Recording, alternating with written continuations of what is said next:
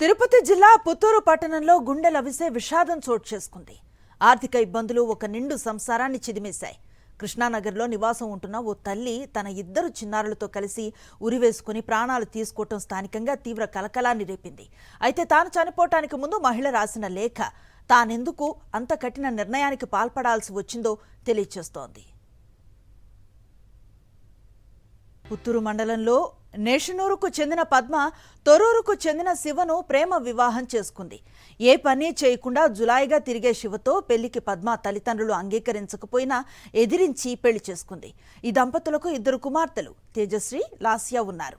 వీరిద్దరూ పుత్తూరులో ఓ ప్రైవేట్ స్కూల్లో చదువుతున్నారు. అయితే శివశంకర్ పని లేకుండా జులాయిగా తిరుగుతూ ఉండటంతో పిల్లల స్కూల్ ఫీజులకు, ఇంటి ఖర్చులకు కూడా పద్మ ఇబ్బందులు పడ్డట్లుగా తన సూసైడ్ నోట్లో స్పష్టం చేసింది.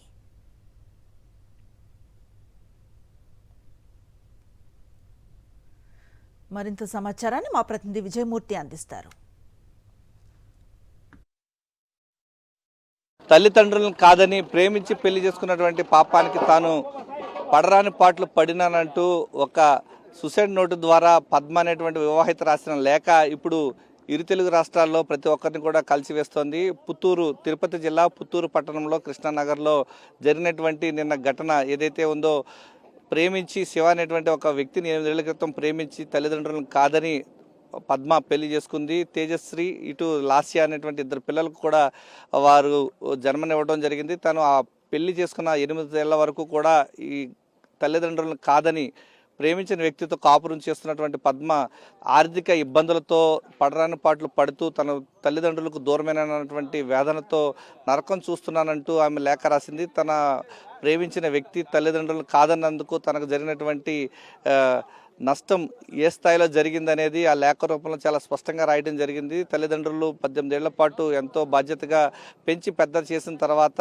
ప్రేమించానన్నటువంటి ఒకే ఒక్క కారణంతో శివ అనే వ్యక్తితో వెళ్ళిపోయిన తర్వాత బాధ్యత రాహిత్యంగా వ్యవహరిస్తున్నటువంటి తన కట్టుకున్న భర్త కారణంగా తాను పడరాని పాటలు పడుతున్నానంటూ లేఖలో చాలా స్పష్టంగా రాయడం జరిగింది. తను పడినటువంటి ఇబ్బందులన్నిటికీ కారణం భర్త నిర్లక్ష్యంగా వ్యవహరించడం, అప్పులు పాలు చేసి తన కుటుంబ పోషణ పట్టించుకోకపోవడంతో తల్లిదండ్రులు ఇంటికి వెళ్ళలేక తాను ఇబ్బందులు పడుతూ తన ఇద్దరు బిడ్డలకు కూడా పెంచలేక చాలా ఇబ్బందులు పడుతున్నానంటూ, ఆర్థికంగా చాలా నరకయాతన అనుభవించానంటూ ఆ లేఖలో చాలా స్పష్టం చేసింది. తల్లిదండ్రులు చనిపోయిన తర్వాత ఆమె ఇంటికి వచ్చిన తర్వాత ఈ లేఖ చూసి వారంతా కూడా కన్నీరు మున్నీరవుతున్నారు.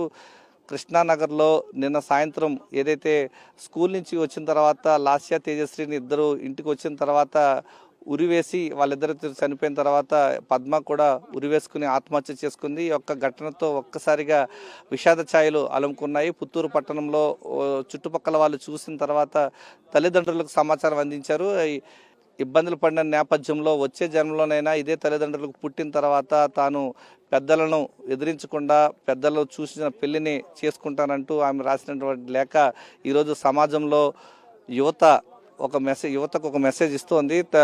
18 ఏళ్ల పాటు పెంచి పెద్ద చేసినటువంటి తల్లిదండ్రులను కాదని క్షణికావేశంలో ప్రేమించిన వ్యక్తితో పెళ్లి చేసుకుని వెళ్ళిపోతున్నటువంటి నేటి కొంతమంది యువతరానికి ఆమె ఇచ్చినటువంటి మెసేజ్ పెళ్ళైన తర్వాత ఎలాంటి కష్టాలు ఉంటాయి అనే దానికి ఒక బలమైనటువంటి మెసేజ్ ఇస్తూ ఉంది. ప్రధానంగా తాను చనిపోయిన తర్వాత ఇప్పటికైనా సరే తన భర్త శివ ఒక్కసారి వచ్చి చూసిపోవాలి అంటూ ఆమె రాసినటువంటి వ్యాఖ్యలు ప్రతి ఒక్కరిని కూడా కలిచివేస్తున్నాయి. పుత్తూరులో ప్రభుత్వ ఆసుపత్రి వద్ద తల్లిదండ్రులు కన్నీరు మున్నీరవుతూ ఉన్నారు. తన యొక్క చావుకు తన భర్త నిర్లక్ష్యమే కారణమంటూ ఆమె లేఖలో చాలా స్పష్టంగా రాయడం జరిగింది.